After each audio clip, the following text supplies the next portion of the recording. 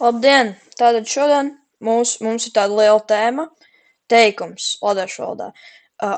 Ņemat vērā to, ka es baigi nelikšu, nezīmēšu neko klāt.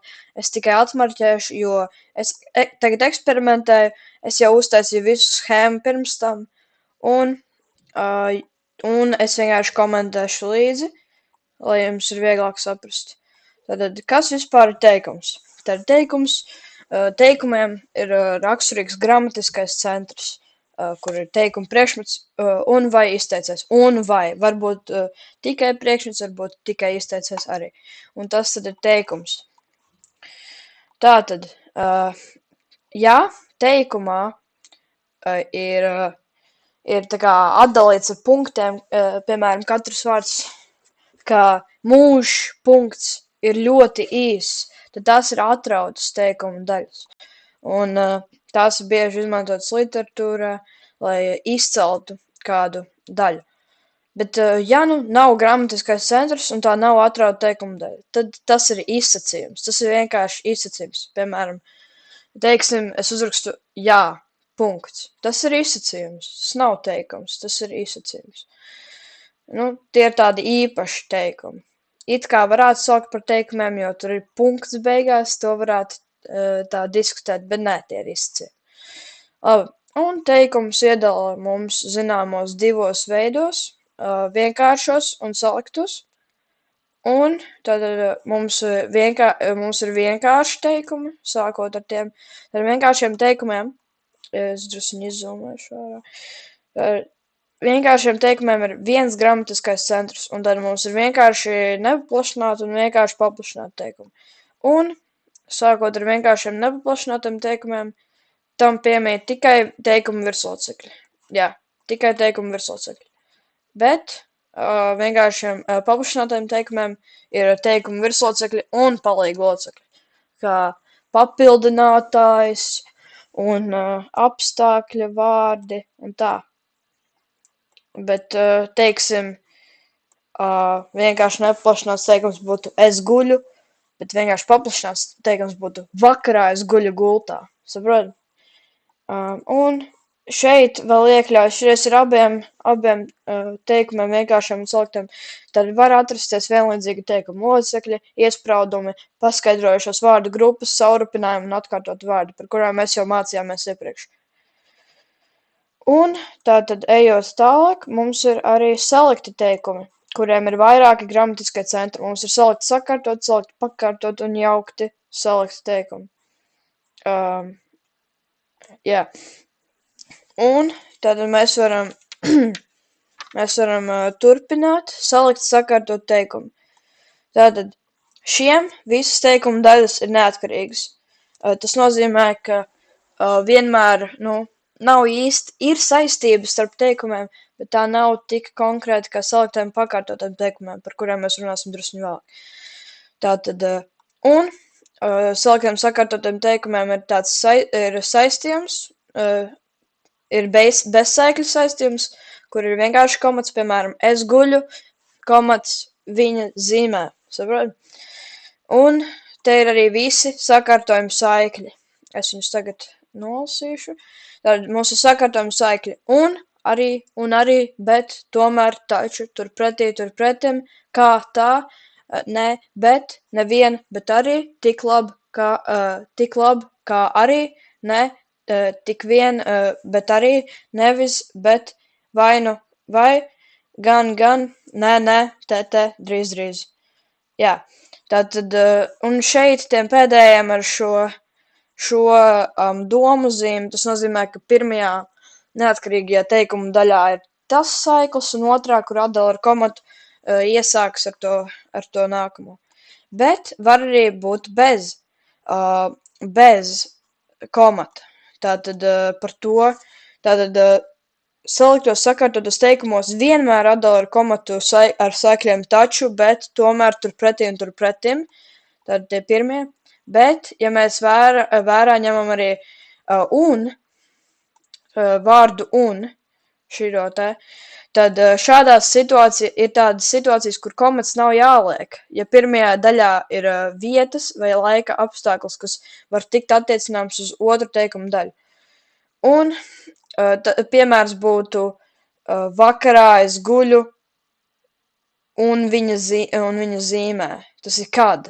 Vakarā es guļu un viņu zīmē. Tad mēs abi vakarā guļam un zīmē. Mēs abi vakarā kaut ko daram, guļam un zīmējam. Bet tas joprojām ir salikts sakārtots teikums. Un arī, ja teikuma daļām nav cieši saistījumi, tad tos var atdalīt ar semikolu. Jā. Tad tas ir salikts sakārtots teikums. Ļoti pašsaprotam, ļoti vienkārši. Un tagad par saliktu pakārtot teikumu, kuram piemīt tāds virsteikums, kur teikuma neatkarīgā daļa, un tad mūsu teikuma atkarīgā daļa, jeb palīga teikums, vai palīga teikumi. Un tie paskaidro virsteikumu vai citu palīgu teikumu. Un, ja tie paskaidro virsteikumu, tos sauc par tieši pakārtotiem teikumiem, bet, ja tie paskaidro palīgu teikumu, tad tie ir pakāpeniski pakārtot palīgu teikumu. Un tā tad palīgu teikumu, jā, tad ir arī pakārtojuma veidi. Šitais uz ko attiecina, vai ne? Tātad mums ir tādi, kas atbild uz jautājumu, un tos atdala ar attieksmes vietnieku vārdiem un apstākļu vārdu saikļiem. Es domāju, saistījumiem. Tad ir arī tie, kas ir pamatojuma pakārtojumi ar jo, pieļaujuma, kas ir kaut gan, kaut arī, lai gan, lai arī, un tie nosacījumi, kas ir jā. Teiksim, mums ir pamatojuma teikums. Es guļu, jo es esmu noguris. 2 gramatiskie centri, tad tas ir salikts pakārtots teikums, jo tur ir saikls jo, un tas ir pamatojuma, tāpēc, ka viņš pamato ar saikli jo. Labi, ejam tālāk. Tātad palīga teikumi. Ejam atpakaļ. Tātad palīga teikumi ievada pakārtojumu saikļi, piemēram, kā, lai, jo, ja. Attieksmes vietnieku vārdi, piemēram, kas, kurš, kāda. Bet tie var arī atšķirties locījumā. Piemēram, es nezinu, kuram pieder šī zeķe. Un apstākļu vārdi, kas ir kur, kāda, cik, un tiek izmantot vismazāk vārdu grupas, piemēram, no kurienes, un arī uz kurieni. Un arī par beigu pieturzīmi, tad beigu pieturzīmi jāliek attiecoties uz teikumu neatkarīgo daļu, un saliktiem sakārtotiem teikumiem tas attiecas uz, ja tas attiecas uz pēdējo teikuma daļa, kur jau ir neatkarīga, saliktiem pakārtotiem teikumiem attiecas tikai uz to neatkarīgo daļu, tāpēc, ka pārējās ir atkarīgas. Un labi.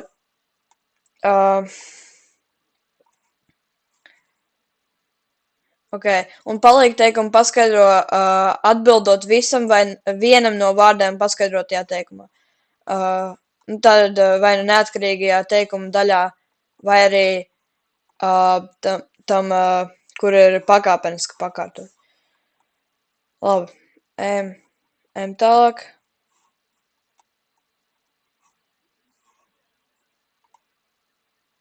Jaukts sakārtots teikums. Tātad šie ir gan salikt sakārtot un salikt pakārtot teikumu daļas, un beigu pieturzīmi nosaka pēdējais virsloceklis vai neatkarīgā daļa. Tātad šeit katru reizi pieturzīmi nosaka, vienmēr ņemt vērā, neatkarīgā daļa vai virsloceklis vienmēr nosaka pēdējo pieturzīmi. Un saliktos sakārtotos tā ir pēdējā daļa, jauktos sakārtotos teikumos tā arī ir pēdējā daļa, un saliktos pakārtotos tā ir vienkārši tā neatkarīgā daļa, kas ir parādās. Jo palīga teikumos tie nevar noteikt pēdējo pieturzīmi. Jaukts sakārtots teikums arī. Un tad tie ievadītāji vārdi jaunā teikuma daļā ir no saliktiem sakārtotiem teikumiem un saliktiem pakārtotiem teikumiem. Un tas ir no jaukts sakārtot teikumu. Labi, ķeramies tālāk. Mums tātad ir Analīze, teikumu analīze. Mums ir teikuma analīze, tātad šito dara, nosakot gramatisko centru, uzzīmējot grafisko attēlu, tātad to mēs vēl neesam izdarījuši, to es parādīšu, tātad arī teikums pēc uzbūves, tātad saliekam, mums ir vienkārši nepaplašināts teikums, mums izskatās grafiskajā attēlā šādi. Vienkārši paplašināts teikums arī tāpat. Nu, ja vien tur nav kaut kādi tur, nezinu, vienlīdzīgi teikumu locekļi. Jā, tad tas ir tas. Tad saliktos sakārtotos teikumos mums ir divas teikuma daļas, un viņas ir neatkarīgas, tāpēc viņas joprojām ir šitie kvadrātiņi. Nevis kvadrātiņi, bet taisnstūri. Un šeit ir komats. Vai semikols, kā mēs iepriekš mācījāmies, un saikls šeit vēl, ja tas nav bez saikļu saistīts. Saliktiem pakārtotiem teikumiem ir drusciņ citādāk. Jā, tad šiem var viss kaut kādīgi būt, bet parasti tas izskatās šādi, kur šitais ir ar bultiņu novilkts un ar to jautājumu, kuram atbild. Un var arī atrasties pa vidu virsteikumam un pirms virsteikuma pakārtotā daļa. Bet var arī būt vairāku līmeņu, kur ir tā pakāpeniski pakārtotā daļa. Šitā te. Kur viņš iet, šitais atteicis uz to un šitais uz to. Bet tur var arī ļoti sajukt, jo te var būt arī, piemēram, šitā, teiksim, kur šitais attiecis uz šo un šitais attiecis uz šo.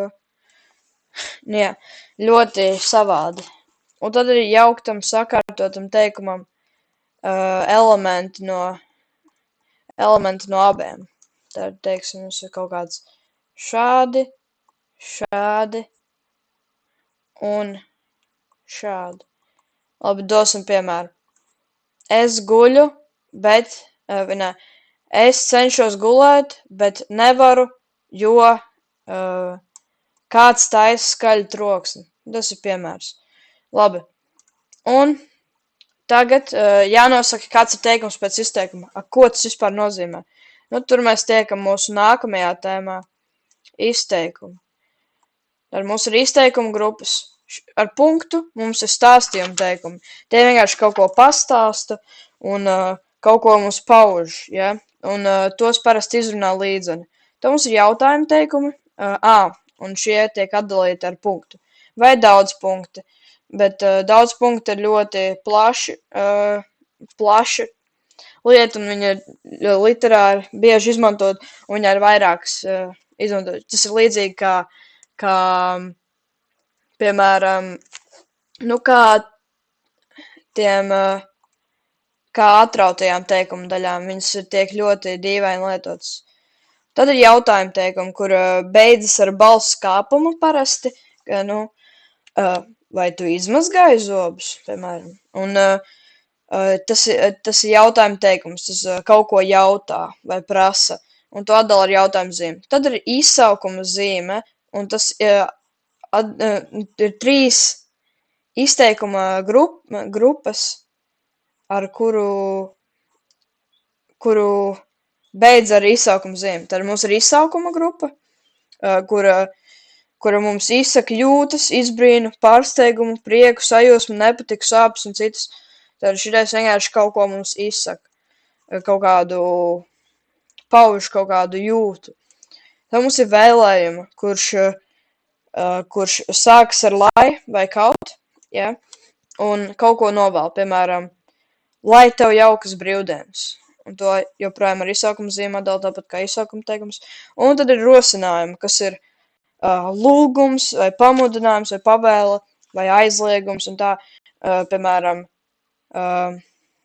neliec tur to ķieģeli, ja? Tas ir izsaukuma zīme tiek atdalīta. Un tad pēc tam mēs motivējam pieturzīmju lietojumu. Mēs paskaidrojam, kāpēc tiek lietots šīs pieturzīmes. Piemēram, vienkāršā nepaplašinātā teikumā punkts pabeidzas teikumā pausto. Vai arī saliktā sakārtotā teikumā šis komats, teiksim, tur ir bet, sākās nākamā neatkarīgā teikuma daļa. Ja? Un tas šķiet ļoti liela tēma. Mēs baigi ātri caur visu izgājām, un, ja jūs vēlaties, jūs varat screenshotot, izzoomēt, ja var redzēt vispār. Nu labi, screenshotot, ja jūs gribat. Un, jā,